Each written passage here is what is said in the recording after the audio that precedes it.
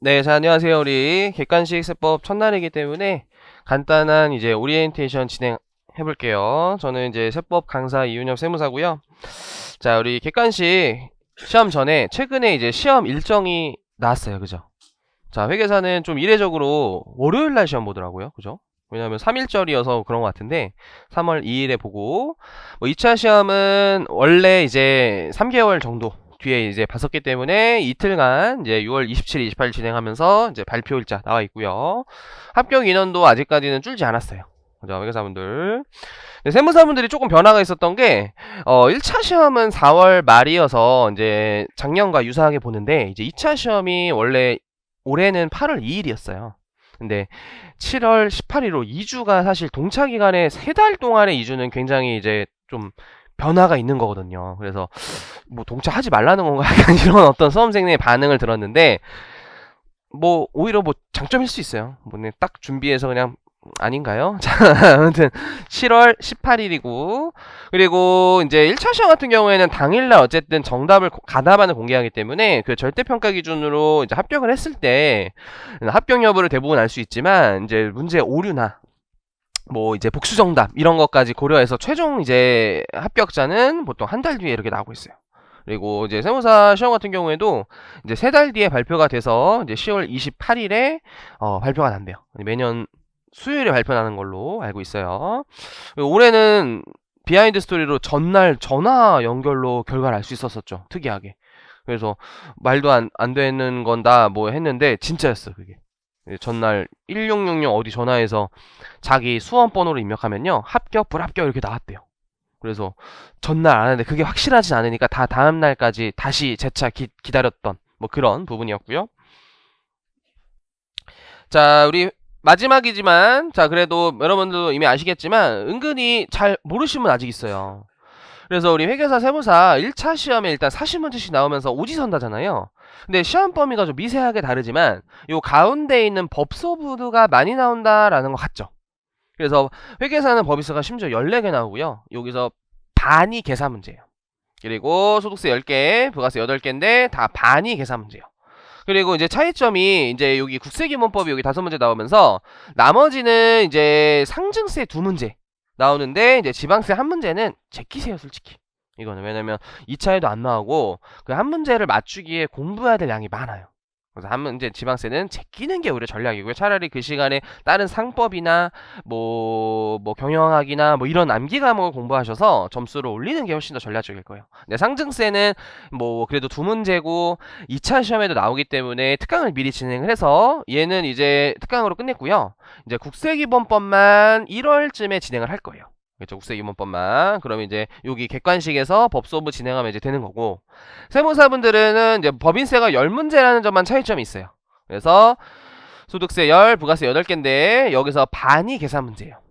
그래서 계산 문제가 이제 4개에서 12개 조금씩 차이가 있는데 국세기본법이 4문제인 점이 좀 차이가 있고요. 여기는 국징법, 조처법, 국조법이라는 세목이 출제되다 보니까 요것도 이제 2월에 진행을 할 거예요. 이제 개정세법이 2월쯤에 확정이 되다 보니까 이제 그때 진행을 하셔도 늦지 않기 때문에 그때 진행하는 건데 이제 불안해하신 분들이 저는 빨리 듣고 싶어요 했을 때 작년 강의를 미리 들어놓으시면 돼요. 알겠죠? 왜냐면 저쪽은 개정이 되긴 해도 많이 개정되지는 않아요. 대체적으로. 그래서 요거 미리 듣고 싶은 분들은 주말에 미리 들으시면 좋고요. 국기법은 1월에 이제 회계사분들이 이제 시험을 빨리 보기 때문에 1월에 개정안으로 진행을 할 수밖에 없어요. 그죠? 2월에 하기에는 그럼 회계사는 2주 만에 이렇게 수업을 하기에 너무 부담스럽잖아요. 그래서 그래도 한 2달 정도의 여유는 있어야 돼서 이제 개정안으로 하고 혹시 개정안과 다른 부분이 있다면 그 부분만 따로 제가 개별적으로 찍어서 올려드릴 테니까 그렇게 진행을 하면서 일단은 객관식 강의에서는 법소부를 진행한다 라고 보시면 돼요. 나머지는 이제 무료 특강이고. 그래서 일단 1차 시험에 합격하려면 당연히 회계사분들은 이 국세기본법 5문제 다 맞추는 전략 하셔야 되고요. 그리고 상증세도 2문제 중에는 1문제는 무조건 맞추는 전략을 가시는 게 좋다 그랬어요.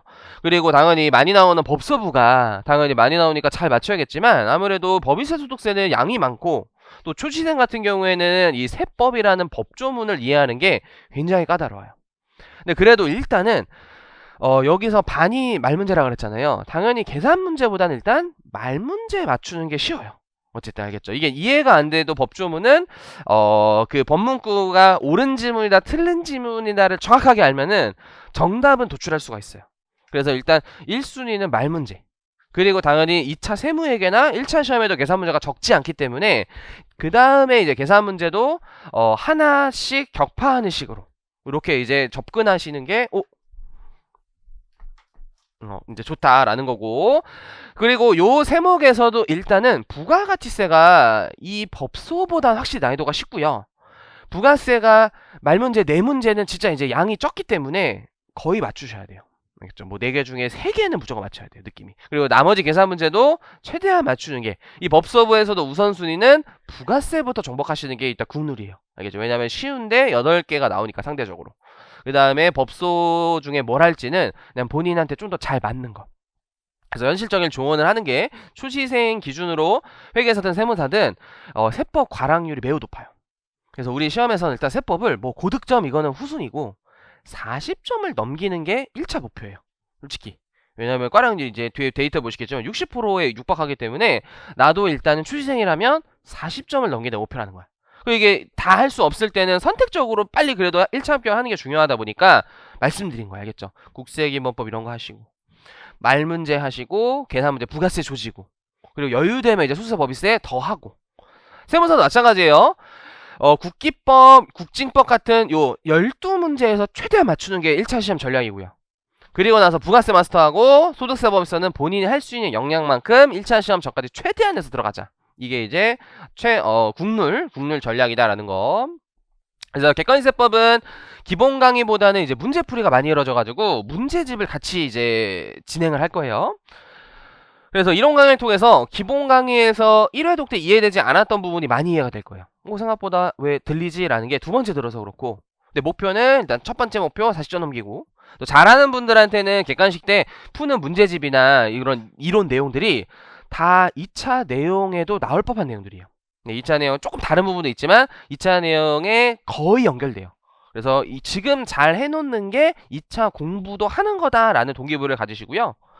그리고 이제 객관식 2번 강의를 들으면서 책도 보다 보니까 이제 암기도 되는데, 출시생 같은 경우에는 이런 질문을 많이 해요. 선생님, 제가 기본 강의 듣고 다 까먹고 뭐 이해도 많이 못했어가지고 그 전에 객관식 수업을 못 따라갈 것 같아서 혼자 한 다음에 객관식 나중에 들으면 안 되는데, 나중에 들을 시간 없을 거예요. 출시생 같은 경우에는 수업으로 때려박는 게 훨씬 진도가 빠르고 훨씬 더 효율적이야. 초시생 같은 경우에는요. 그거는 어느 정도 진짜 몇 회독 하시고 수업도 많이 들었을 때, 뭐 이제 스스로 좀 혼자 할 수 힘이 있을 때 그런 거고, 이해가 안 됐을 때 오히려 수업으로 때려박는 것이 훨씬 효율적이라는 거. 그리고 문제집을 통해서 이제 1100문제 정도를 풀 건데요.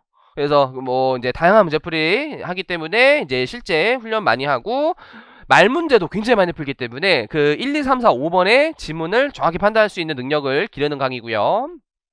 그리고 저만의 어떤 특징은 퀴즈를 제공해요. 퀴즈를 저는 그 유인물로 매년 세법 개정되다 보니까 뭐 사실 작년 퀴즈를 100% 바꿀 수는 없어요. 개정 안 되는 부분이고 좋은 문제인데 그거 버리는 것도 아깝죠. 근데 이제 개정되는 부분 반영해서 매년 새로운 문제까지 업그레이드 시켜서 나눠주기 때문에 뭐 최소 일주일에 한 번, 많으면 2주에 한 번 이런 식으로 그 진도에 맞게 소득세도 한 3번 퀴즈 보고요. 부가세도 3번 퀴즈 보고 법인세도 3-4번 이렇게 퀴즈 봐가지고 동기부여 사무실하고 퀴즈 보는 거예요. 네, 객관식까지는 뭐 아직 너무 이제 정답률이 낮을 수 있기 때문에 성적 이런 거에 연연하지 말고, 또 진도별이다 보니까 이게 객관적 성적이 될 수는 없어요. 그냥 내가 그 특정 진도만 열심히 했을 때도 정답이 나올 수 있지만, 그냥 느낌은 퀴즈가 있을 때 동기부여가 좀 더 생긴대요. 그래서 스트레스는 받지만 전날 내일 퀴즈니까 한 번 더 공부하자 이런 느낌 있죠. 그래서 이제 지금 이제 하는 거고, 정말 여러분들이 실전 훈련을 하는 거는 일단 전범위 모의고사일 때가 실전 훈련이 되는 거예요. 지금은 퀴즈가 여러분들이 그냥 객관식에 루즈하지 않게 긴장감 있게 유지하면서, 또 이런 것도 있어. 객관식 문제집을 한 3번 풀다 보니까 외워져 버렸는데, 내가 외워진 게 아니라 이해해서 맞췄구나 이렇게 착각하고 있었는데, 이제 제가 나눠드린 퀴즈는 당연히 책에 없는 문제들로 나눠주다 보니까 또 풀었을 때 틀려버리는 거야. 그러면 내가 정확히 모르고 있었는데 이 문제를 푸니까 알았다, 요런 느낌을 받기 위해서 이제 퀴즈를 제공할 거고요. 인강생분들은 혹시 이제 학원 홈페이지, 학원 강의에 첨부 파일이 제공되지 않으면 네이버에 그 이윤영 킬링세법에 항상 업로드를 해드릴 테니까 또 두 번, 세 번 풀 수 있게끔 자료를 해자처럼 풀 거예요. 그리고 객관식은 주로 이제 기본 강의 완강한 분들, 기본 심화 완강한 분들, 아니면 작년에 혹시 1차 떨어지셔서 이제 지식은 있는데 좀 떨어지신 분들은 그래도 이게 1차는 말 문제를 어쨌든 많이 해야 되고 2차는 이제 세무회계는 계산 문제만 나오고 세법학원 또 판례 위주의 공부를 하다 보니까 포인트가 좀 다르단 말이에요. 그래서 1차 전에 1차 시험에 목적 적합한 수업을 듣고 싶을 때 이제 객관식 강의 들으시면 제일 효과가 있어요. 그리고 교재는 이제 세법 마스터와 여기 객관식 세법 1100문제예요. 1100문제, 법수업으로 1100문제. 책 설명 간단히 해드리면요. 이제 노랭이의 기본서라는 이제 부분은 책이 두껍잖아요. 근데 이제 어느 정도 수험생은 단기간에 많은 회독을 통해서 머릿속에 넣어야 돼요. 그래서 두꺼운 책보다는 어느 정도 얇은 책으로 이제 회독을 하는 게 좋는데, 그러려면은 책을 다 표로 구성할 수밖에 없어요. 그죠? 표로 구성하면서 이제 내용을 압축시킨 거고요. 그리고 중간중간에 취지를 넣어서 그래도 법조문 이해되게끔 만든 거예요. 그리고 제 책에 그래도 좀 홍보 같은 장점은요, 제가 이제 많이 이제 개발하고 만든 사례들을 많이 첨부해 놨을 거예요. 근데 이 사례에서 시험이 그대로 나오는 경우들이 꽤 있어요. 저도 깜짝깜짝 놀랐는데 어때 중간중간에 이제 사례가 있어가지고 그 법조문을 이해하는 데 있어서 필요한 내용들이고, 그리고 객관식 세법 설명드리면요, 일단은 기출 이게 페이지에 다 담을 수 없었는데 이렇게 기출 표시를 해가지고 이제 연도별 기출이라든지 난이도별로 이 기출 짜가지고 여기에 난이도 표시가 있어요. 상중하. 네, 이거는 제 주관적 의사가 있으니까 여러분들이 하 문제 틀렸다고 기분 나빠하시면 안 돼요. 사람마다 다를 수 있는 거예요, 그죠? 그러니까 선생님 저 한대 기분 틀려서 자꾸 기분이 안 좋아요, 뭐 이런 질문을 갑자기 하거든요. 근데 뭐 제 개인적인 난이도 표시고요. 그냥 책장 좀 멋있게. 그리고 주제. 이거는 이제 혹시 이 문제를 이해가 안 되거나 관련 내용을 참고하실 때 마스터의 이론에 이렇게 빨리 참고하시라고 이제 주제를 단 거고요. 그리고 몇 회독하고 가독성이 좋으려면요, 해설을 저는 바로 밑에 놨어요. 해설지 바로 밑에 있으면은 문제 뭐 가리고 풀면 돼가지고 차라리 책이 두 권이면 이게 제 그냥 개인적인 생각으로는 더 불편해요. 책 두 권 피고 막 이렇게 하는 게. 그리고 이 문제에서 꼭 알아야 되는 꿀팁 같은 거는 여기다 이제 넣어놨어요. 이제 꿀팁 이런 식으로 구성해놨고, 또 가끔 이제 기출 문제가 쭉 진행되다가 꼭 마지막쯤에 가면은 기출 표시가 없어요. 그럼 이건 뭐지? 라는 건 제 제작 문제예요. 그래서 기출에 안 나온 지문들로 거의 구성해놨어요, 웬만하면. 그래서 기출에 안 나왔지만 나올 법한 지문들로 문제를 한두 개, 많게는 막 3-4개씩 만들어놔서 실제 이제 신유형이나 새로운 지문이 나왔을 때도 최대한 내가 100% 뭐 적중할 수 없지만 최대한 그래도 예상되는 전국 시험을 다 참고해서 만든 문제들이에요. 알겠죠? 전국 세법 시험을. 그래서 이런 식으로 이제 구성해서 할 거고, 해설의 말 문제 같은 경우에는요, 별표시 체크된 부분에 있는데 이게 제 개인적인 생각에서 이제 시험에 안 나왔거나 까다로운 지문을 체크한 거예요. 참고로 여기 별표시에 체크들 알겠죠? 그래서 별표시 안 되어 있는 것들은 좀 그래도 쉬운 지문들, 별표시에 있는 건 조금 더 어려운 지문들, 이렇게 보시면 돼요. 그래서 객관식 이렇게 준비해놨고, 또 이 말은 뭐냐면 부가세 끝날 때 퀴즈 있고요, 소득세 끝날 때 퀴즈 있고요, 법인세 끝날 때 퀴즈 있거든요. 필수로 푸셔야 돼요. 필수로. 근데 이게 수업 시간에는 시간이 없으면 제가 못 풀어드리고 그냥 여러분들한테 해설도 다 있으니까 책에 있는 퀴즈뿐만 아니라 저는 따로 퀴즈를 나눠주기 때문에 그것만으로도 시간을 꽤 많이 잡아먹어요. 그래서 책에 있는 퀴즈들을 원래 숙제로 드리는데 뭐 한두 문제 정도 되게 이제 좀 시험에 나올 것 같은 느낌이 들었을 때는 풀어드리는 경우가 있는데 되도록이면 스스로 푸셔야 돼요. 근데 작년에 이제 애들한테 물어보니까 좀 합격생들은 당연히 다 풀었대요. 근데 대부분 좀 이제 1차 떨어진 분들은 퀴즈까지 좀 뭐 어렵고 불안한데 하면서 나중에 풀어야지, 나중에 하는 순간 안 푼대요. 그래서 안 풀었다 하더라고. 근데 꼭 푸셔야 돼요. 책에는 꼭 푸셔야 돼요, 퀴즈. 그래서 그렇게 구성이 되어 있다. 자, 그리고 최근에 회계사, 세무사 둘 다 세법 시험이 어려워졌는데 아무래도 응시인원이 많아진 것 같고요. 특히 말 문제 사실 어려워요. 요즘은 말 문제도 어려운데 작년은 계산 문제가 어렵거든요.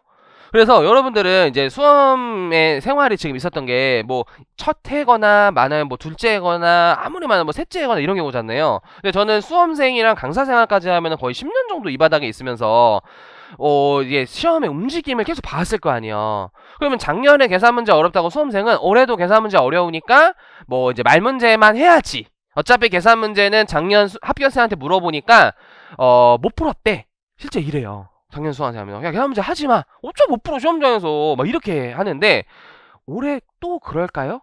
몰라요.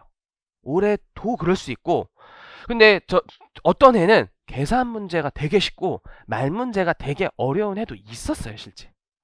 그래도 그걸 예측할 수가 없잖아요. 결과론적으로 예측할 수 없으면 일단 보수적으로 둘 다 대비하는 것이 맞지만 그게 버겁다면 말 문제를 우선적으로 하고 계산 문제 가는 거지 계산 문제를 제껴라가 아닌 거예요. 계산 문제 제끼면 첫 번째 문제가 뭐냐면 방금처럼 계산 문제가 쉽게 나왔을 때 떨어지고요. 설령 계산 문제가 어렵게 나와서 못 풀었다 하더라고 2차 가서 개고생해요. 그냥 고생 수준이 아니라 뼈저리게 후회해요. 그냥 뼈저리게. 1차 때 계산 문제 안 하고 제가 눈물을 흘리면서 지금 피똥 싸면서 하고 있어요. 이렇게 돼요 이게. 그래서 최대한 하려고 해야 된다. 알겠죠? 최대한 계산 문제를. 회계사 같은 경우에는 14,000명 정도가 이제 올해 시험 봤는데 합격자에는 애초에 좀 정해져 있죠. 3,000명 정도로 정해져 있고 여기 세법 평균만 봤을 때 전체 평균은 41점인데 합격자 평균은 66점이래요. 합격자 평균이 굉장히 높죠 이게. 그래서 합격하려면 60점 이상은 맞아야 되는구나 이런 느낌으로 생각하셔야 돼요. 자 그리고 원래는 조금 더 높았다가 최근 24, 20년 좀 많이 떨어졌잖아요. 그래도 이게 그래서 최근에 세법 시험이 좀 어렵게 나오고 있어요. 뭐 올해는 어떻게 할지 모르겠지만 좀 최근 2년 연속 어려웠다는 거고 세무사분들은 응시생이 지금 폭발했어요. 그죠? 5년 전과 더불어서 거의 2배가량이 늘었기 때문에 또 회계사는 3,000명 안에 들어가야 된다 이렇게 1차를 합격시키지만 세무사분들은 1차 합격이 평균 60점에 과락자 없으면 이렇게 구성해놨기 때문에 응시 인원 많았을 때 시험을 시키는다 그러면 합격자가 너무 많아져가지고 2차 시험 관리가 어렵대요. 그죠? 회계사는 딱 정해져 있으니까 그냥 난이도를 좀 쉽게 내고 어렵게 내던 3,000등 안에 들어가야 된다면 세무사분들은 좀 쉽게 내면은 이게 합격률이 많을 때 여기 22년도가 꿀시험이라 그래요. 우리 최근에 합격생들 왔었는데 저 22년도 합격생이에요 했는데 이때 너무 쉬워가지고 방심했다가 절어서 25년도 합격했어요. 뭐 이런 친구들도 있었어요. 최근에 왔을 때. 이때 38%가 아마 역대 최고 높았을 때였어 거의. 1차 시험 합격. 이제 너도 붙었어 나도 붙었어 막 이게 많이 붙은 거야. 근데 지금 최근에는 이제 15% 17%인데 근데 작년엔 좀 쉬었나요? 사실 작년에도 제 개인적인 생각이지만 17% 정도로 합격률을 17%로 맞춘 것 같아요. 근데 왜 높아졌냐? 첫 번째가 행소법 오류로 한 문제가 복수응답 처리가 됐었어. 근데 1차 시험에는 한 문제 차이로 떨어지는 친구들이 되게 많거든요. 그래서 행소법이 한 문제 그럴 수 없대. 두 번째, 세법도 간주 임대료가 세무사 시험 범위가 아닌데 내므로써 전원 정답 처리돼요. 한 문제는 그냥 모두 정답 처리돼요. 결과론적으로 두 문제가 그냥 올라갔어요. 그걸로 합격률이 많이 올라갔을 거야 아마 그걸로. 알겠죠? 그래서 합격률을 요 정도 생각하면서 여러분들이 난이도 공부하셔야 돼요. 알겠죠? 10% 후반대. 10% 후반대 난이도로 출제 안 할 수도 있지만 할 거다라고 보시고 대비해서 하시는 게 좋다라는 거예요. 알겠죠? 그래서 만만치가 않다는 거고 자 세법 평균 점수가 35점이에요. 그리고 과락률이 58%, 56% 이것도 한 문제 그로스업 돼서 58%인 거야. 그러니까 일단 초시생은 목표가 뭐예요? 세법 고득점 바라는 게 아니라 40점을 넘기자. 근데 내가 좀 잘한다면 당연히 50점, 60점, 70점, 이제 80점이 사실상 1차는 만점이에요. 시간이 없어서. 그죠? 세법 시험은 뭐 잘하고 못하고 떠나서 시간 자체가 1차 시험 없기 때문에 만점은 사실상 80점이라고 보시면 돼요. 만점 80점. 계산 문제 시간 안에 다 못 풀어요. 그래서 잘하는 기준은 60점 넣으면 되게 잘한 거예요. 60점은 되게 잘한 거예요. 그냥 잘하는 게 아니라 진짜 잘한 거고요. 50 초시생 같은 경우에 그냥 합격만 하면 되게 잘한 거예요. 10% 안에 들어간 거니까. 근데 50점 넘으면 되게 또 괜찮은 거야, 초시생. 근데 40점 한다고 당연히 잘했지만 일단은 이렇게 단계별로 점수 올라가야지 처음에 막 점수가 안 나온다고 막 좀 놓고 후순위로 공부 미루고 이게 사람이 어렵고 이러면 어떻게 되냐면 일단 재정학 해야지.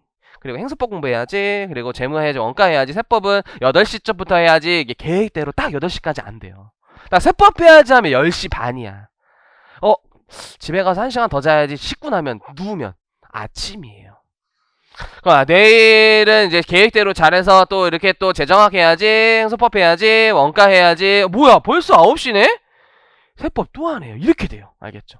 그래서 배치를 재정학 했다면 세법하고 또 행소법 했다면 재무 배치하고 이런 식으로 쉬운 거 어려운 거 이렇게 크로스로 체킹하는 게 좋아요. 나중에 공부할 때. 나중에 특히 공부할 때.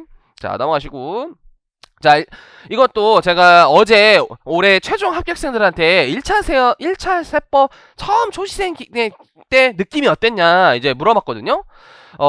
당연히 이런 거야. 이해가 어렵다. 세법 처음에 진짜 개어려웠다. 법조문 그냥 말이 그냥 왜 이렇게 써져 있는지 모르겠다. 이해 하나도 안 됐다. 그리고 이해가 안 되니까 어렵다. 암기가. 그래서 그냥 외워버리달라고 했는데 양이 너무 많아서 이거 못 외우겠다. 이 3중 충돌로 인해서 거의 이제 그냥 이제 개판이 된 거지. 약간 내 머릿속에 세법이. 근데 이게 다 그렇다는 거야. 최종 합격생들도 이렇게 늦게 왔다는 거죠. 처음 초시생 때.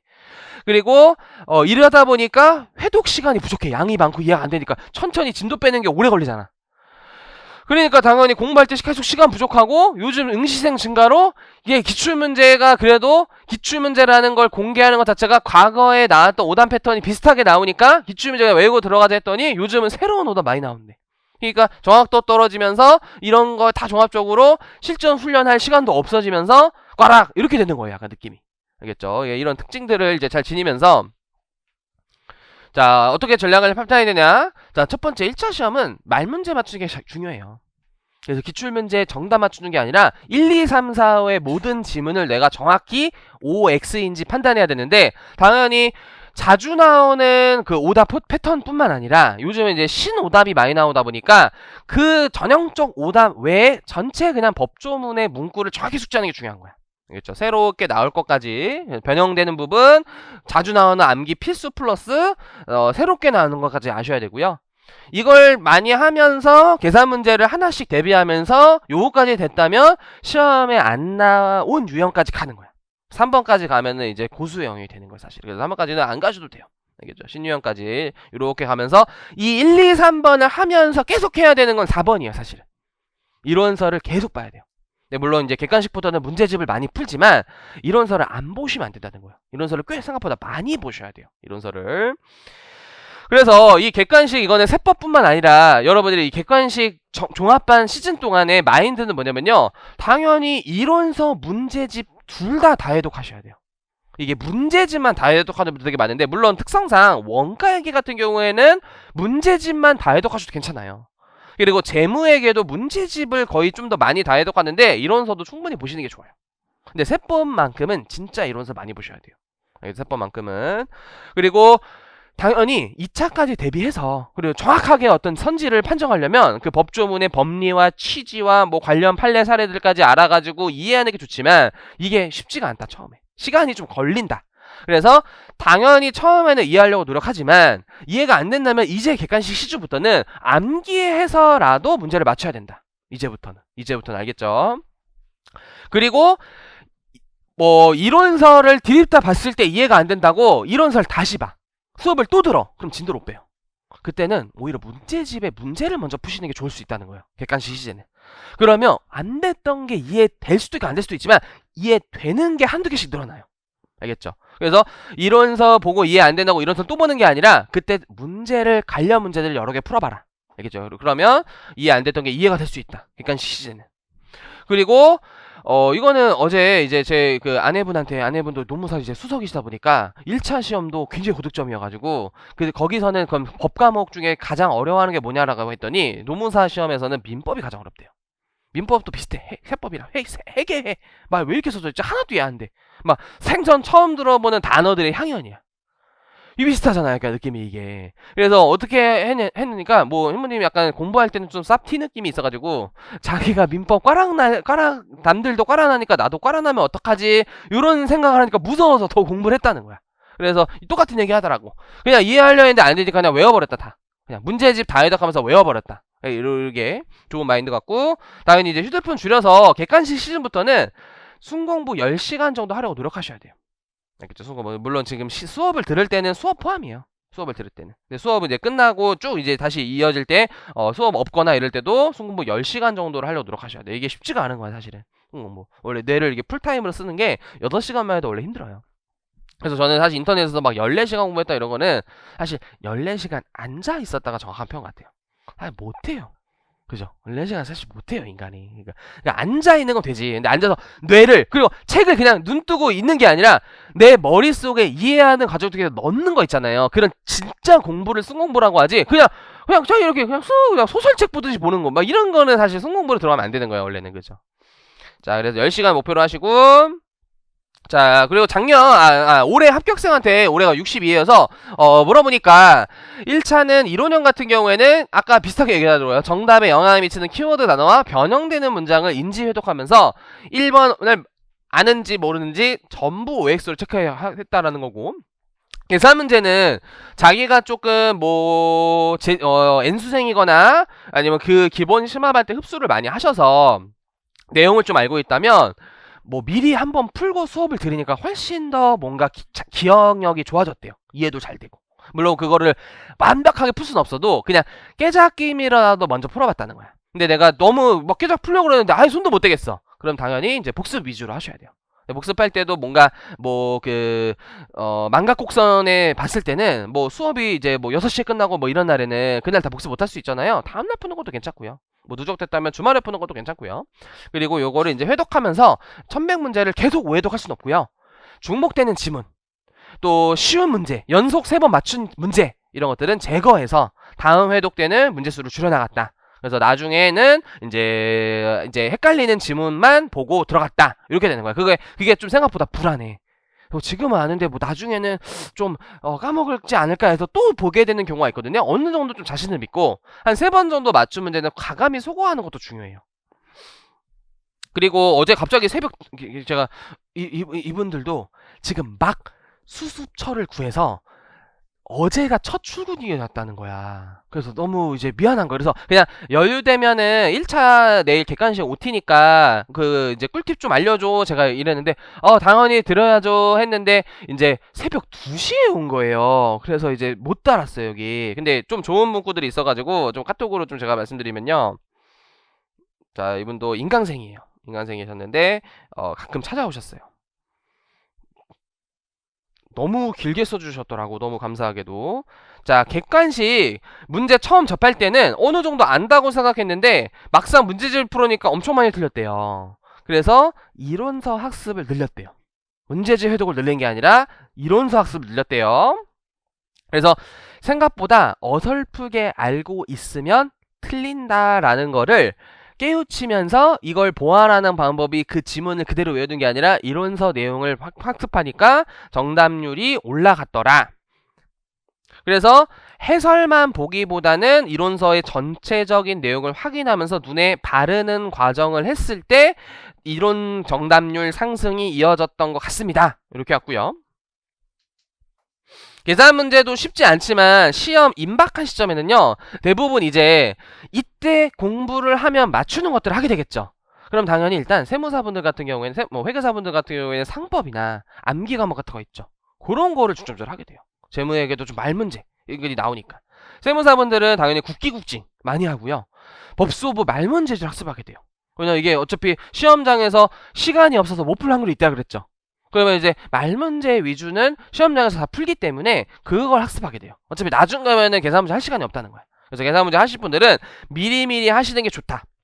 이런 말씀하셨고, 그리고 계산 문제가 다 생각보다 어렵지 않았다. 작년엔 사실 다 어렵어요. 근데 이분이 합격하실 때는 다 어렵지 않았기 때문에 말문제보다 개꿀로 푸는 계산 문제도 있었기 때문에 투입 대비 효율이 좋은 문제들을 맞추는 것이 전략이다. 이런 좋은 말을 해줬고, 또 왁구를 무지성으로 따라가 풀이를 했었지만 어느 정도 반복을 하면서 왁구에 적용되는 의미들을 깨우치니 이제 잘 안 까먹었다.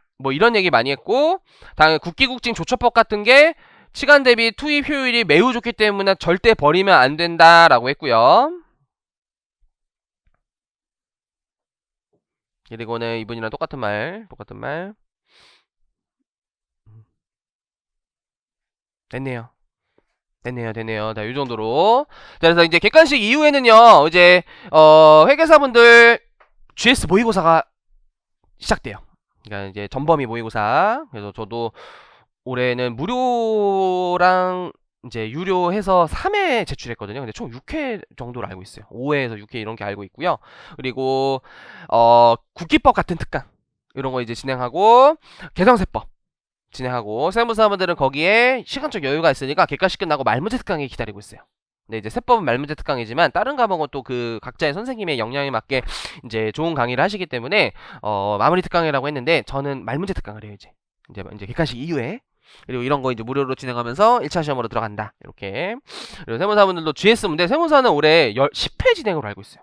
굉장히 많아요. 그죠? 세무사는 40문제, 10회 400문제 그것만 해도 톡할 것 같아요. 근데 행소법 같은 경우에는 양이 적잖아요. 그거 400문제 못 만들어. 내가 보면은. 그래서 좀 중복되는 거 있어도 여러분들 욕할 수가 없는 게 그 범위 안에서 400문제 못 만들어요. 제가 보면은. 세법은 400문제 다 이제 신선하게 낼 수 있어. 워낙 이제 다양하게 주제가 있으니까.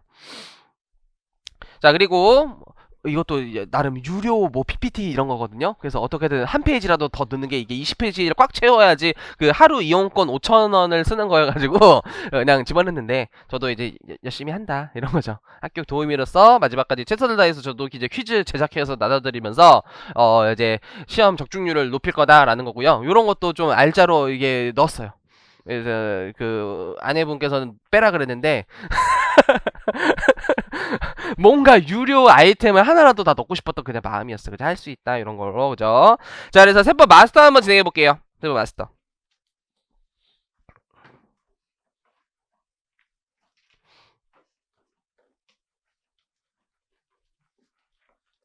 이거 페이지가 어떻게 하지냐?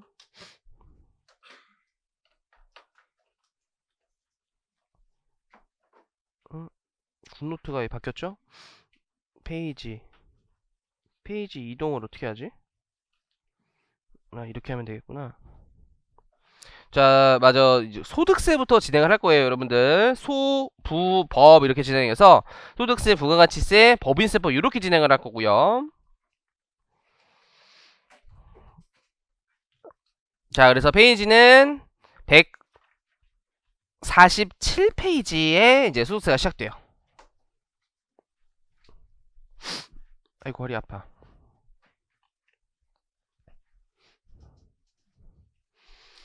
자, 그래서 소득세도 일단 11장까지 제시를 했는데, 사실 이제 11장의 동업기업 조세 특례는요, 조세 특례 제한법에 위치해 있어요. 그래서 세무사분들 같은 경우는 아예 1차 시험에 나올 수가 없고, 회계사분들도 1차 시험에 나온 적이 없어요. 그래서 저거는 2차 주제로 빼시면 돼요. 혹시 뭐 미리 하고 싶은 분들은 저런 것도 막 특강 같은 데서 이제 진행도 하는데, 2차 때 하시면 돼요. 1차 때 할 필요가 없이 1차 시험에 안 나와요. 그리고 양도세는 내용이 상당히 어려워서 무료 특강으로 빼놨어요. 그걸 또 참고하시면 되고요. 그래서 객관식 때는 9장까지 진행할 거예요. 그죠? 1장부터 9장. 근데 우리 아까도 말씀드렸지만 회계사, 세무사 둘 다 소득세는 10문제가 고정적으로 출제돼요. 그리고 계산 문제가 5개, 말 문제가 5개. 그래서 동업기업은 어차피 2차 영역이니까 이게 1장부터 다 10장에서 한 챕터당 보통 한 문제가 이제 나온다라고 볼 수 있는데 사실은 뭐 정확하게 그러진 않고 왜냐면 퇴직소득세 같은 경우랑 뭐 6장? 뭐 이렇게 내용이 좀 짧은 파트들은 나올 때도 있고 안 나올 때도 있어요. 그리고 예를 들어 4장 같은 경우에는 근로소득 한 문제, 연금소득 한 문제, 기타소득 한 문제 이렇게도 잘 나오다 보니까 뭐 마냥 그럴 수는 없어요. 알겠죠? 그래도 균등하게 이제 나오려고 하는 경우가 있고요. 당연히 뭐 버리는 주제는 없어야 되는데 수험생이 일단 제일 어려워하는 주제가 양도소득이랑 사업소득이에요. 알겠죠? 그러니까 이거는 뭐 공부하다가 막힌다고 너무 그걸 붙잡고 있기보다는 일단은 후순위 후회독 때 이해를 하자 이렇게 시간을 거쳐서 이해하는 게 좋다는 거야. 알겠죠? 또 스탑해서 막 그것만 하시면 안 된다는 거야. 일단 지금은 이제 시험 시즌으로 좀 도래했기 때문에 일단 맞출 수 있는 주제부터 먼저 하시고 어려운 주제를 후순위로 이제 공부하는 전략이 필요해요. 그렇죠. 그리고 뭐 금융소득 같은 경우도 쉽진 않지만 1차 시험 난이도는 개폭탄으로 안 나오다 보니까 충분히 이제 하실 수가 있고요. 당연히 근형기 다 맞춰야 되고요. 5장 맞춰야 되고요. 6장 맞춰야 되고요. 7장은 암기야. 잘 외운 사람들은 맞추고 암기를 못한 사람은 틀리고 이런 느낌이죠. 각종 세액공제 몇 프로냐, 한도는 얼마냐 뭐 이런 거고요. 그리고 퇴직소득도 좀 어렵죠. 퇴직소득도 어려워서 뭐 하실 분들은 하시고 9장 납세 절차 무조건 맞추셔야 되는 게 말문제 개꿀 파트예요. 일단 여기서 요거만 체크해 드릴게요. 말문제 개꿀 파트들. 자, 말문제 1장, 5장, 9장 요 정도는 그리고 6장까지. 근데 6장은 뭐 인적공제 출제되는 건데 상대적으로 난이도가 쉬운 편이에요. 일단 소득세에서 요 4챕터는 웬만하면 나와 맞추셔야 돼요. 나머지는 말 문제로 나올지 계산 문제로 나올지 좀 더 미지수야. 알겠죠? 그래서 여기 챕터들은 맞춰야 된다. 나머지는 또 최대한 할 수 있는 역량만큼 하셔야 한다. 그런 느낌으로 보시고 자, 우리 정도만 보고 쉬는 시간 가질게요. OT였으니까. 자, 그래서 여러분들이 합격도 하면은 가장 먼저 또 많이 접하게 되는 세금이 소득세예요. 왜냐면 개인소득세죠. 개인소득세. 그래서 이제 실무 가서 많이 보는 거는 당연히 사업소득세랑 뭐 양도소득세인데, 요즘에 당연히 양도소득세를 다루는 세무사분들이 좀 현저히 적어졌고요.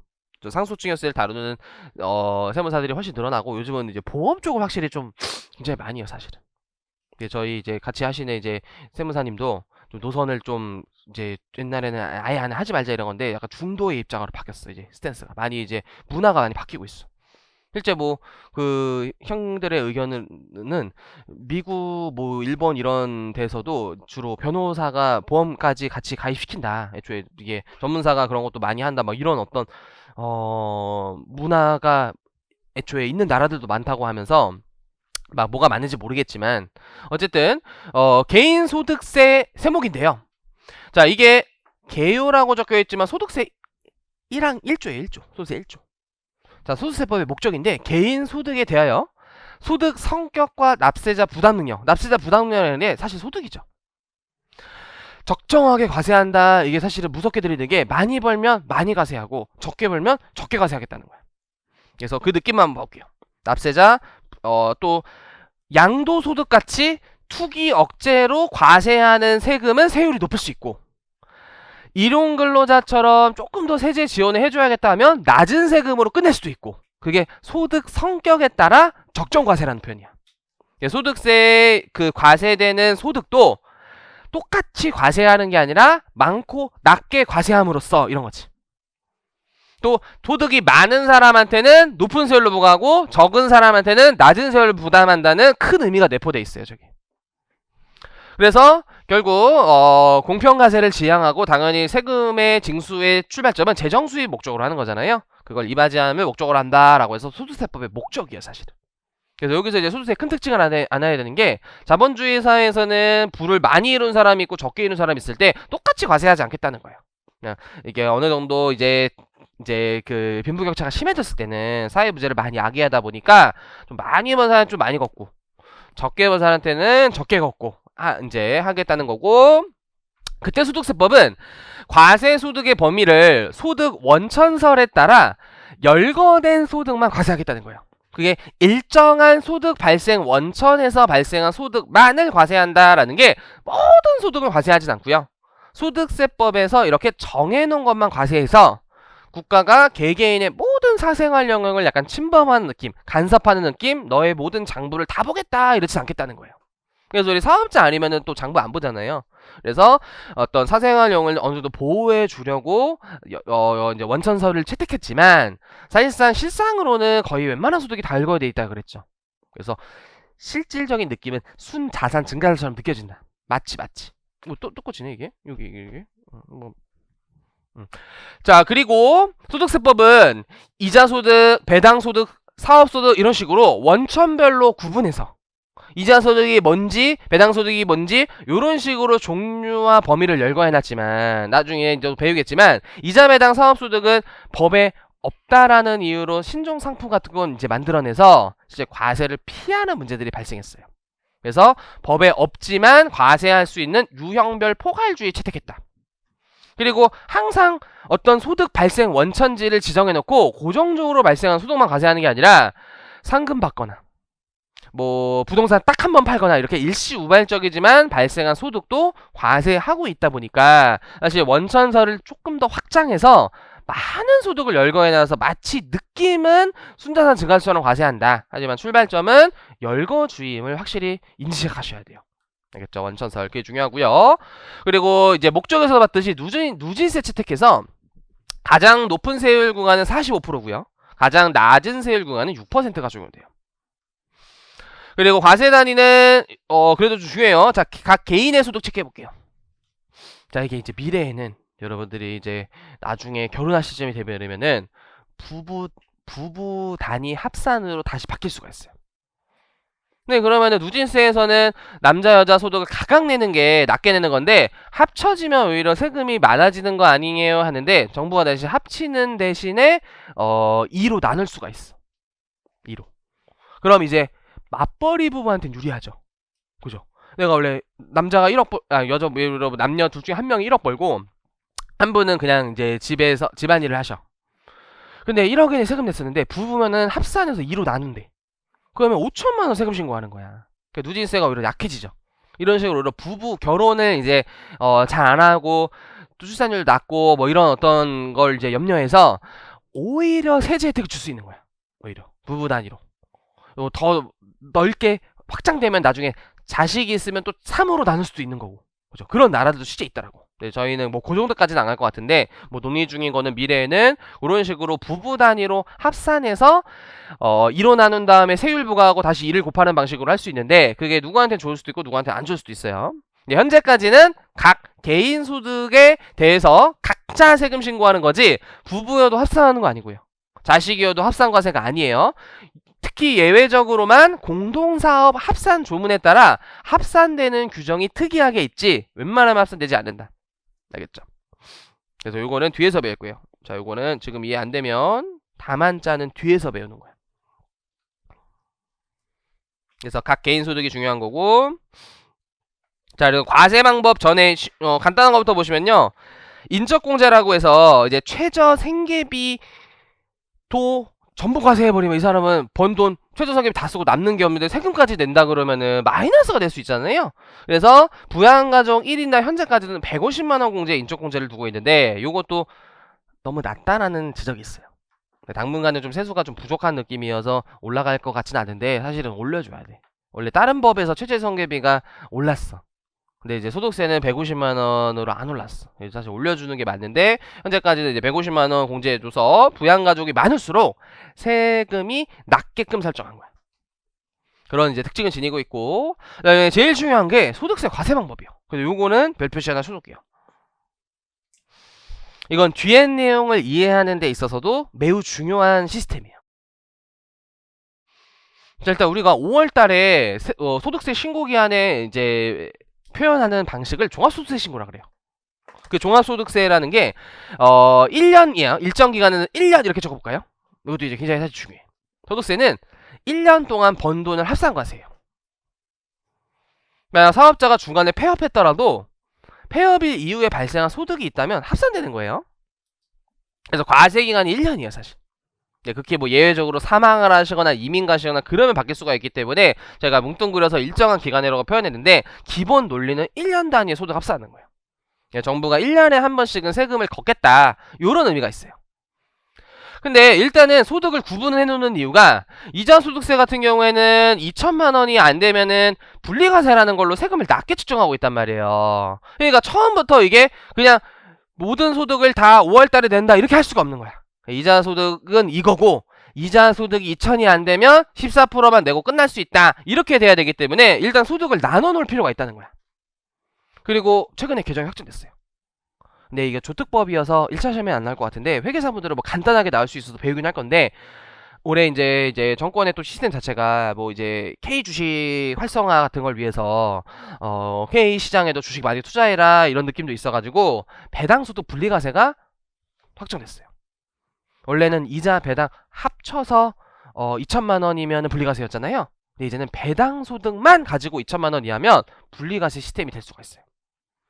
근데 이제 2천만 원 이하면 14%지만 2천만에서 뭐 3억까지 또 3억 초과 구간은 많이 세금 과세하고 이런 식으로 확정됐고요. 근데 그게 조특법 규정이 있고 모든 기업한테 받은 게 아니라 좀 배당을 많이 하거나 작년보다 늘리거나 그런 특정 기업한테 받은 배당만 분리과세 혜택을 받을 수가 있어요. 그런 식으로 이제 조특법에 신설됐어요. 그래서 아마 올해 세무회계에서는 좀 더 중요하게 다루실 거예요. 2차 시험에. 2차 시험엔 조특법이 시험범위여서.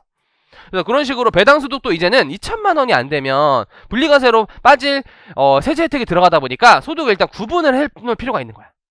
근데 만약에 이자가 2천이 넘었어. 배당 2천 넘었어. 그럼 종합소득 신고해야 되는데 이자소득 따로 배당소득 따로 이렇게 신고하는 게 아니라 이배사 근영기는 합산해서 과세 체크해 볼게요. 자, 종합과세 방식은 합쳐서 누진세로 과세하다 보니까 종합이란 워딩을 쓰고 있어요. 그래서 아까 위에서 소득세의 목적인 부담 능력이 많은 이 6가지 소득이 혹시 다 있어서 소득이 1년 동안 많은 사람한테는 많은 세금을 걷어야 되려면 합산과세 방식을 채택할 수밖에 없는 거예요. 근데 처음부터 안 합치고 왜 나눈 다음에 합친다? 각각 소득마다의 특징에 따라 과세 방식이 다를 수 있거든. 그래서 나눠 놓되 일정 구간에서 합친다 이런 거고요. 근데 조세 정책상 혜택을 아까처럼 배당소득 분리과세 혜택을 주거나 또 이제 5월달에 세금 신고하는 게 어려운 이제 일이다 보니까 그냥 분리과세 같은 걸로 합산하지 않고 신고를 안 해도 세금이 끝나는 개별적으로 과세하는 방식을 분리과세라 그래요. 그래서 이자소득 중에서 분리과세, 배당소득 중에서 분리과세, 근로소득 중에서는 일용근로자의 급여, 연금소득 중에서 분리과세, 기타소득 분리과세 이런 것들은 원천징수로 납세가 종결돼요. 자, 거기 체크. 이거는 돈 받을 때 세금 떼고 납세가 종결돼요. 그래서 분리과세 표현을 쓰는 게 5월달에 합산과세가 안 되니까 그 돈 받을 때 세금 징수 당한 걸로 정부는 만족하는 거야. 끝났다 그걸로. 그리고 최근에 만들어진 게 이게 좀 어려워. 원래 분리과세는 1번처럼 원천징수로 납세가 종결되기 때문에 5월달에 신고할 필요가 없었어요. 근데 이런 등자가 있어서 여러 개가 있는데 분리과세 주택 임대소득 같은 경우에는요, 월세가 1년 동안에 2천만 원이 안 되면, 뭐 간주 임대 이런 거 포함해서 사실, 그러니까 임대에서 번 돈이 2천만 원이 안 되면 이게 소득이 좀 적은 편이라고 봐서 분리과세로 낮은 세금을 신고할 수 있는 거야. 분리과세 안 하는 순간 다른 소득이랑 같이 합산돼서 누진세가 부과되는 거야. 근데 월세는 원천징수 대상이 아니에요. 그럼 세입자가 원천징수해야 돼. 세입자, 그죠? 세입자가 집주인한테 월세 줄 때 집주인님 주민등록번호, 사업자등록번호 알려주세요 해가지고 원천징수해서 주는 거야. 그럼 세입자가 다음 달 10일까지 세무서에 세금 신고해야 되는데 그럼 웬만한 세입자들이 대한민국에서 많은데 원천징수를 해야 되는 거야. 이게 더 세금이 복잡해지는 거야. 그래서 주택 임대소득은 원천징수 대상이 아니에요. 그 월세를 받으신 분이 세금을 직접 5월달에 신고를 해야 되는데 합산하지 않고 14%의 낮은 세금으로 신고할 수 있으니까 분리과세 소득이 된 거예요. 그러니까 분리과세 소득을 1번으로 정의하면 안 돼. 분리과세 소득은 중요한 게 5월달에 신고하냐 안 하냐가 중요한 게 아니라 합쳐서 신고하냐 개별적으로 신고하냐가 출발점이고, 개별적으로 신고하되 원천징수로 끝나는 경우가 있고 5월달에 개별적으로 신고하는 게 또 있어요. 유형이 두 가지인 거야. 이게 신고 납부 분리과세라는 게 신설돼가지고 여러분들의 어떤 헷갈림을 조장해요. 사실 5월달에 신고하는데 왜 분리과세지? 약간 이런 질문을 많이 하더라고요. 신설됐어요. 복잡해졌어 세제가. 그리고 등자여서 저런 게 여러 개 있어. 연금 쪽에도 하나 있고 기타 소득 쪽에도 하나 있고 그렇죠. 딱 나죠. 그래서 이 배사 근영기 중에 개별적으로 과세하는 소득을 분리과세 소득이라고 정의한다. 근데 처음부터 별도 과세야. 얘는 장기간에 걸쳐서 누적된 소득이요. 첫 번째, 퇴직금. 퇴직금 근속연수에 비례해서 1년 일할 때마다 퇴직금 쌓이잖아. 그래서 신부님도 일 힘들 때마다 퇴직금 보면서 이제 금융치료 한대요. 아직 받지는 않았지만 그래도 퇴사하면 받는 거잖아. 그래서 한 8년 정도 근속하니까 거의 이제 4,500만 원인가? 뭐 쌓였다 그랬어요. 근데 그게 한 방에 쌓인 게 아니라 8년 동안 쌓인 거야. 근데 나중에 갑자기 근로소득이랑 퇴직소득 합산돼서 퇴직금의 세금 막 절반 떼어가. 이거 퇴직금 뭐야? 이렇게 되죠. 그죠? 그래서 따로 과세해요. 퇴직소득은 아예 별개로 과세한다는 거야. 그걸 이제 분류과세예요. 분리과세랑 정의가 달라요. 처음부터 별도 과세 방식으로 지칭했기 때문에 분류과세라고 하는 거고요. 양도소득도 과거의 집 가격보다 많이 오른 부분을 팔 때 실현돼서 과세하는 세금이 양도소득세라는 건데, 얘도 그럼 10년 보유한 아파트였다면 10년 동안에 오른 소득에 대해서 과세하는 거잖아요. 그래서 별도 과세 방식이에요. 그래서 퇴직금 양도소득은 다른 소득과 합산하지 않고 처음부터 별도로 과세하기가 처음부터 별도로 빠진 거는 분류과세라 그러고, 원래는 종합소득세 항목이지만 그 안에서 따로 과세하자라는 거는 종합소득에서 분리됐다라고 해서 분리 표현을 써요. 약간. 알겠죠? 그래서 분리 차이점 좀 기억하셔야 돼요. 알겠죠? 그래서 우리 소득세는 8가지 소득을 이런 큰 틀 과세 방식으로 5월달에 신고할 수도 있고 원천세로 끝날 수도 있다라는 거야. 또 퇴직 양도는 그때 발생할 때 별개로 세금 신고한다. 큰 틀이. 이게 이제 큰 틀이 굉장히 중요한 거고요, 이게. 자, 그리고 여기까지만 보고 잠시 쉴게요, 진짜. 원천 징수라는 거 볼게요. 자, 이게 굉장히 이론상으로는 어렵고 중요하고 세무사분들이 2차에서 관련 판례도 많이 배워야 되는 중요한데 1차 시험은 쉽게 나와요. 자, 일단 탈세를 방지해야 돼. 이게 요즘에야 전산이 많이 발달하면서 이제 돈의 움직임을 국가가 많이 파악할 수 있지만 과거에 막 현금으로 많이 오고 할 때는 국가가 현금 오고 걸 어떻게 알아요? 그러면 이제 준 사람도 신고 안 하고 받은 사람도 신고 안 하면 잘 모를 거 아니야. 근데 줄 때 세금을 떼서 줘야 돼. 그 세금을 내야 돼 이러면은 국가가 누가 누구한테 돈을 얼마 줬는지 알 수 있겠죠. 그죠? 그래서 최근에는 해커스에서도 아주 감사하게 양천구청이라는 데서 요즘 전문직 인기가 많아지다 보니까 무료로 세무사 직업은 뭐고 합격을 위해선 뭐 어느 정도 공부를 하고 어떤 게 출제되면서 합격 후에는 어떤 진로를 하는지 세무사 직업 소개라는 어떤 구청 강의를 이제 요청해 주셔가지고 너무 오히려 저한테는 되게 감사한 일이죠. 그래서 했는데 진짜 뭐 사람들이 많이 올 거야 했는데 30명 마감이었는데 30명이 다 온 거예요. 그래서 현장 강의도 원래 그런 거 무료로 오시면 그냥 듣는 데만 하시는데 막 질문이 폭주하더라고. 질문이 폭주하면서 그게 뭐 2시간에 50만 원인가? 뭐 이렇게 뭐 수입을 떠다 들어갔는데 아직 돈이 안 들어왔다고 입금이 안 했는데 입금될 때 일시적 인적용 별개의 특강이야. 페이커스가 주시는 게 아니라 거기 이제 서울시에서 주시는 거기 때문에 기타 소득으로 들어가는 거야. 그래서 경비 빠지고 세금 떼서 들어오겠죠. 그리고 원천 징수로 납세가 종결돼요. 그런 것들은. 그렇게 특정 소득만큼은 원천 징수입니다. 돈 주는 사람이 법에서 정한 세율로 계산한 세금을 돈 줄 때 징수함으로써 5월달에 세금 신고 없이 납세 의무가 종결된다라는 시스템이 완납적 원천 징수라는 거예요. 그러면 이제 일단 탈세를 할 수가 없죠. 일면 나는 돈 받을 때 세금을 떼서 받아. 자, 그런 측면과 5월달에 세수를 한 방에 확보하기보다는 매달 확보하는 게 정부 입장에서는 안정적 재정수요 확보가 되는 거야. 이 사람이 또 망할지 사망할지도 어떻게 알아. 그래서 1월 달에 지급된 건 2월 10일에 이제 정부에 내야 되고 2월 달에 지급된 건 3월 10일에 내야 되고 하면서 이게 매달 납부가 되는 거지. 그래서 조기에 재정수요를 확보하면서 납세자도 이거 5월 달에 신고해야 돼요? 아니에요. 이거 완납적 원천징수로 뭐 그냥 원천세로 끝나요. 그냥 이렇게 얘기하죠. 현실에서는. 그러면 5월 달에 세금 신고 안 해도 자동으로 종결이 됐기 때문에 납세자한테도 편리할 수 있다. 그래서 원천징수가 만들어졌고요. 이렇게 다음 달 10일까지도 체크해보세요. 그래도 다음 달 10일까지 정부에 납부하는 것이 원칙이다. 네, 나중에는 반기별 납부 특례 이런 것도 배우죠. 그쵸? 기억나나요? 반기별 납부 특례 이런 거 있었죠. 그쵸? 몇 명 인원이 이하면 할 수 있었죠?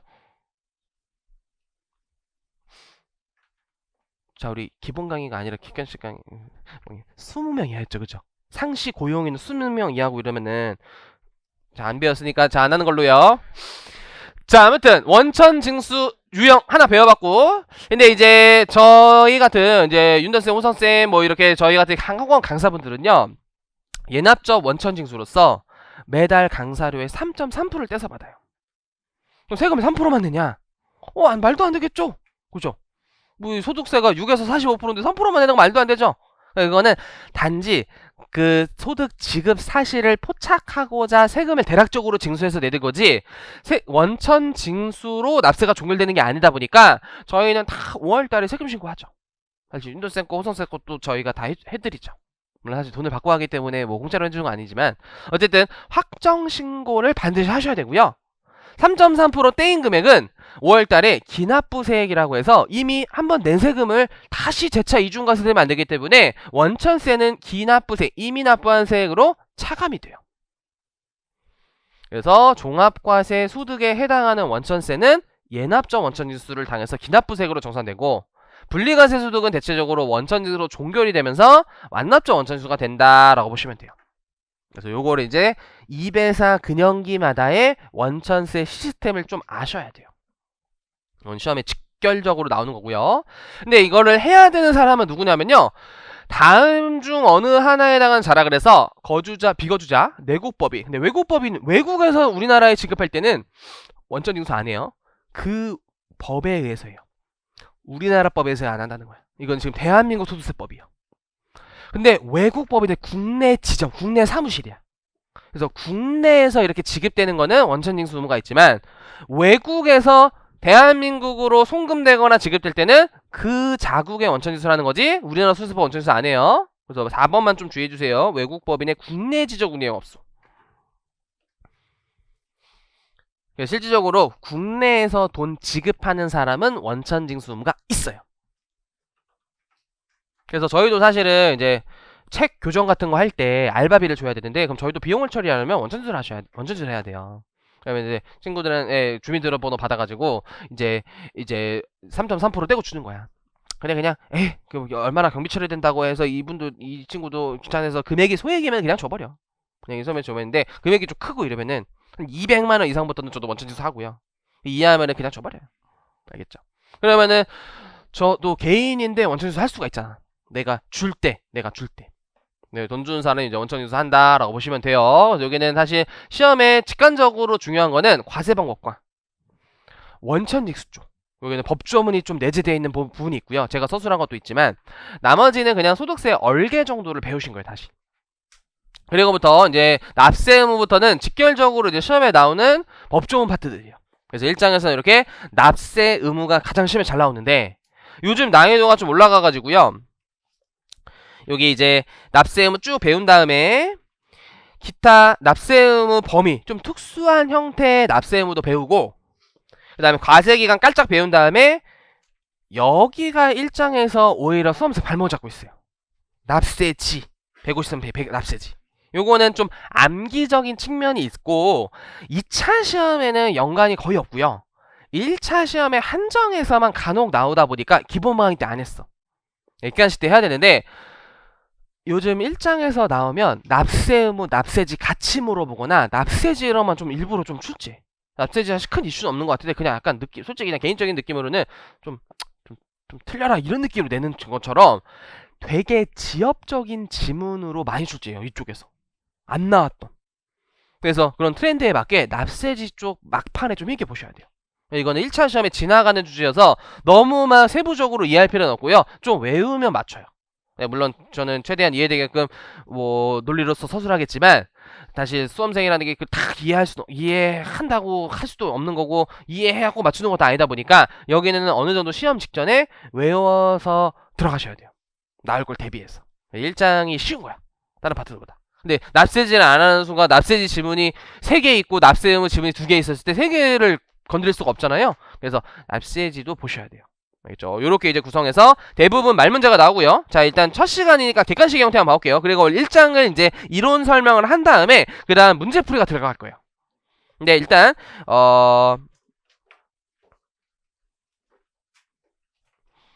자, 우리 소득세 혹시 몇 페이지죠? 도와줘요. 290페이지 298이요.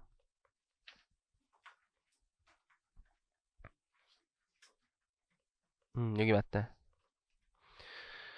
자, 이렇게 그 이론서와 병행을 잘 할 수 있게끔 목차 구성도 웬만하면 거의 동일하게 했어요. 뭐 이런 동업기업 가세트는 1차 시험 안 나오기 때문에 이제 없어서 빠진 거고요. 그리고 이게 마지막에가 이 소득세법만 가진 퀴즈.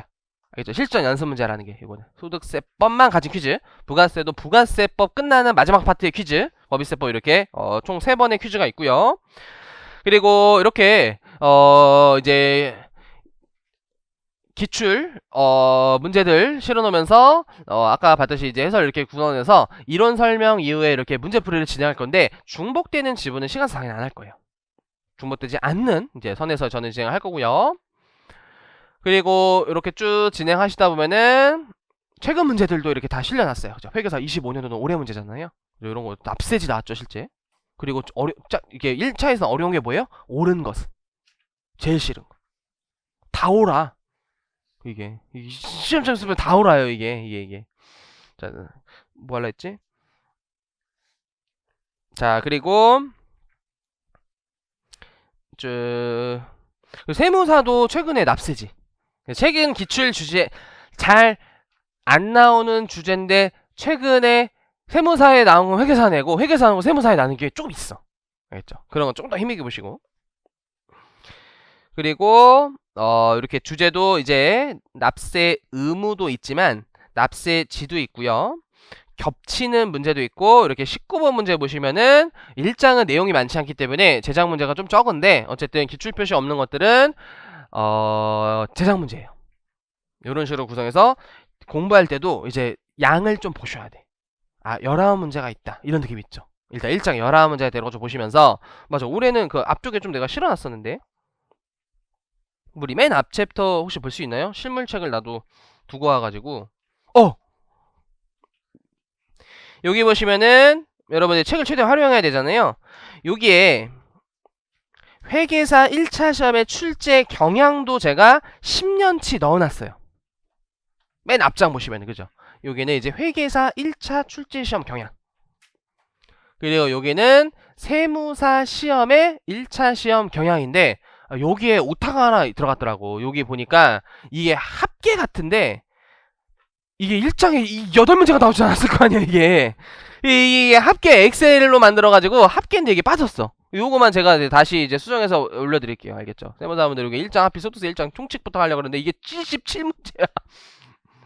말이 안 되잖아. 이게 1장에서 8개 나오면, 그죠? 그래서 요것만 이제 오늘 발견한 거고, 여기도 9개, 10개, 여기도 있더라, 이게. 그죠? 무슨 2장에서 10문제가 나와. 무슨 법인세 2장에서. 그러면은 뭐 2장만 공부하면 합격이야.